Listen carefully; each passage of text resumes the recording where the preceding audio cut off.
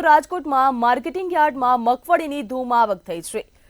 જ્યાં મગફળીની ધૂમ આવક થઈ છે, રાજકોટ માર્કેટિંગ યાર્ડમાં મગફળીની ધૂમ આવક નોંધાઈ। ખેડૂતોને ટેકાના ભાવ કરતાં ઓછા રૂપિયા મળી રહ્યા છે। જ્યાં ખેડૂતોને 200 થી 500 રૂપિયા ઓછા ભાવ મળતા ખુલ્લા માર્કેટિંગ યાર્ડમાં મગફળી વેચવા તેઓ મજબૂર બન્યા છે। 1452 ભાવ સામે ખેડૂતોને 750 થી 1200 જ ભાવ મળી રહ્યો છે। ખેડૂતો ખુલ્લા માર્કેટિંગ યાર્ડમાં મગફળી વેચવા માટે મજબૂર બન્યા। જ્યાં ટેકાના ભાવે મગફળી વેચવાથી 2 થી 2.5 મહિના પૈસા આવે છે, તેમજ જરૂરિયાત હોવાથી ખેડૂતો મગફળી વેચી રહ્યા છે। પૈસાની રોકડ જરૂરિયાત હોવાથી ખેડૂતો હાલ મગફળી ખુલ્લામાં વેચી રહ્યા છે। 200 થી 500 રૂપિયા ઓછા મળી રહ્યા છે। 1452 ભાવ સામે ખેડૂતોને માત્ર ને માત્ર 750 થી 1200 ભાવ મળી રહ્યો છે। ખેડૂતો ખુલ્લા માર્કેટિંગ યાર્ડમાં મગફળી વેચવા માટે મજબૂર બન્યા।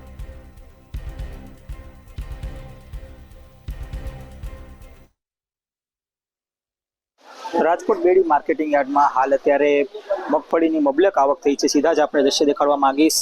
આજે આવક તો દેખાઈ રહી છે, પણ સાથે સાથે ખેડૂતોની એક વ્યથા પણ સામે આવી રહી છે। ખાસ ખેડૂતો દ્વારા એવું કહેવામાં આવી રહ્યું છે કે જે ટેકાના ભાવમાં જે સરકાર ખરીદી કરે છે તેની જે રકમ છે તે 2-3 મહિને આવે છે, અને તેના જ કારણે તેઓ અત્યારે મજબૂર બન્યા છે કે તે ઓપન બજારમાં તે પોતાનો જે માલ છે તે વેચી શકે।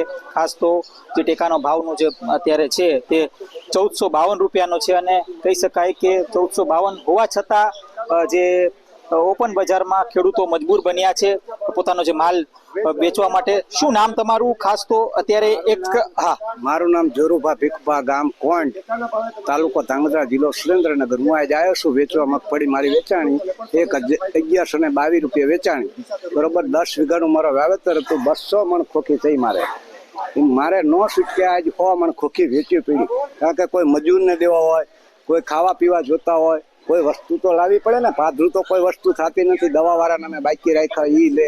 આજ બધામાં ભાવ વધે, બીડીમાં વધે, સિગરેટમાં બધામાં વધે છે, પણ આમાં કોઈ દી વધ્યા નથી। અત્યાર લગીનમાં વધે તો વાયેલા જે સુખી માણસ હોય ફાવે, ગરીબ માણસ કોઈ દી આમાં ફાવે નહીં। મીડિયમ વર્ગ કોઈ દી ફાયો નથી ને સરકાર ફાવા પણ નહીં દેવાની। ગોડામની આ બધી વ્યવસ્થા કરવાની જરૂર છે।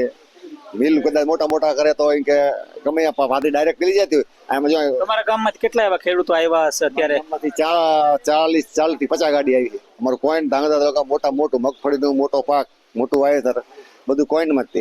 પણ એ બજાર શું કરજો, કાલ પરમદિન આવ્યા। ઓપનમાં જે તમને ભાવ મળ્યો તેનાથી તમે ખુશ છો કે પછી ક્યાંક અસંતુષ્ટ તમે છો? પછી આમ અસંતોષ ગણાય, પછી નો ખુશ જ કેવું પણ શું કરે કે પછી આમ તો 300 રૂપિયા મળી કે જ્યાં ને મને 45,000 વધારે નો હોત, 150 મણ 45,000 વધારે અમારો નફો ઉતરી ગયો। અમારું સરભર થયું, આમ ખોટમાં ન જઈએ કહેવાય કે ભલે અમારે ખાવા ન રહ્યું, બીજાને ખવડાવી દીધું। અમારે ખાવા કઈ ન રહ્યું તો બીજાને ખવડાવી દીધું। ચોક્કસથી ખેડૂતો છે તે પોતાની જે વ્યથા છે તે પ્રગટ કરી રહ્યા છે। સરકાર દ્વારા જે વ્યવસ્થા છે તે હજી સુદૃઢ કરવાની જરૂર છે। ખાસ તો જો વહેલી ખરીદી કરવામાં આવે સરકાર દ્વારા તો ખેડૂતોને ફાયદો થાય। આ પ્રકારની પ્રતિક્રિયા હાલ ખેડૂતો આપી રહ્યા છે। ચોક્કસથી જે ખેડૂતોને જે રાહ જોવી પડે છે તે રાહ જોવી ન પડે તે પ્રકારની હાલ માંગ ઉઠી રહી છે ખેડૂતો દ્વારા। ખાસ તો ઓપન બજારમાં તેઓ મજબૂરીથી પોતાનો જે પાક છે તે વેચી રહ્યા છે। મગફળીની ખૂબ જ મબલક આવક થઈ છે, પણ સાથે જો વાત કરવામાં આવે તો ટેકાના ભાવ સરકાર દ્વારા સારા આપવામાં આવે છે, પણ ક્યાંક ને ક્યાંક ખેડૂતોને અત્યારે ખોટ જઈ રહી છે। લલિત વ્યાસ સાથે ધ્રુવ કુંડલ, રાજકોટ।